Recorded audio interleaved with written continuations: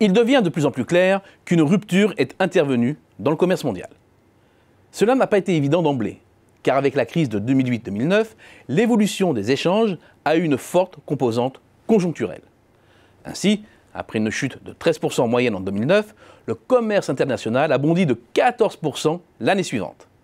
Au terme de ces évolutions très heurtées, il pouvait sembler naturel de revenir dans le corridor des variations qui avaient précédé la crise, soit entre 4 et 10% de croissance annuelle.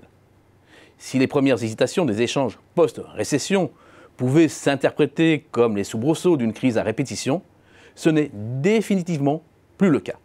Les années passent et le commerce mondial n'a toujours pas retrouvé sa dynamique d'avant-crise. À peine de retour dans le corridor des variations, la tendance est au mieux à la stabilisation, voire à un nouveau petit décrochage.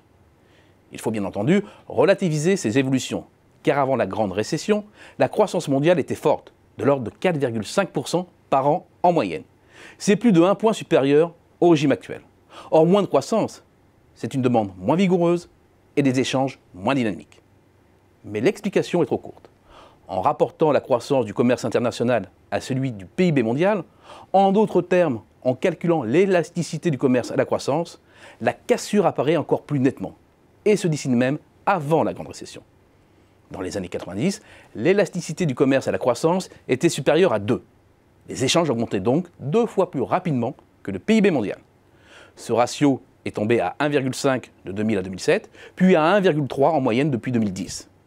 Ainsi, si la conjoncture joue un rôle déterminant dans la faiblesse de la croissance des échanges, cette dernière s'explique aussi par des facteurs plus structurels. Il faut revenir ici sur les éléments au cœur de la croissance hors norme du commerce mondial dans les années 90. Baisse des coûts de transport, baisse des prix et amélioration de la qualité des télécommunications. Vaste mouvement de libéralisation des échanges, consacré par la création de l'OMC en 1995, offre un cadre propice. C'est à ce moment aussi que prend racine le mouvement de délocalisation vers les émergents. Mais surtout, que monte en puissance une gigantesque vague de méga-fusions-acquisitions transatlantiques menées par les multinationales occidentales. Les années 2000 vont voir certaines de ces tendances se renforcer et d'autres apparaître. C'est en décembre 2001 l'entrée de la Chine dans l'OMC et peu après la déferlante du Made in China. C'est dans le prolongement, l'allongement et la segmentation toujours plus poussée des chaînes de valeur.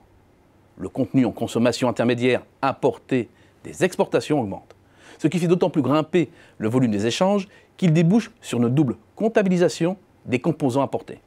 Une fois à leur arrivée sur le territoire, une fois à la sortie quand ils sont intégrés dans le produit fini ou semi-fini et réexportés. En janvier 2002, c'est la création de l'euro fiduciaire qui va accélérer les échanges intra-européens. C'est enfin un déplacement de la croissance mondiale, notamment vers les émergents, ce qui mécaniquement a tendance à accélérer les échanges. Toutes ces tendances se sont conjuguées sur les 15 années précédant la crise pour faire monter les chiffres du commerce mondial. Mais combien sont encore d'actualité? Eh bien aucune, ou presque. L'essentiel de la baisse des coûts de transport et des télécoms sont derrière nous.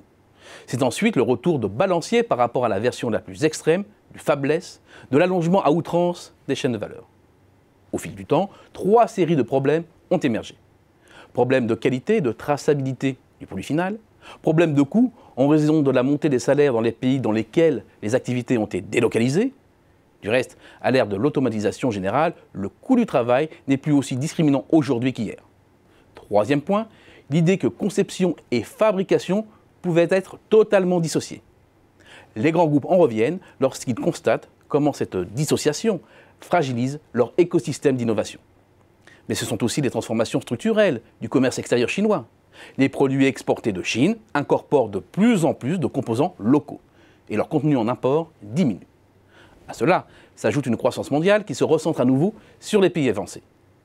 Bref, le ralentissement du commerce mondial n'est pas un phénomène transitoire, mais bien durable.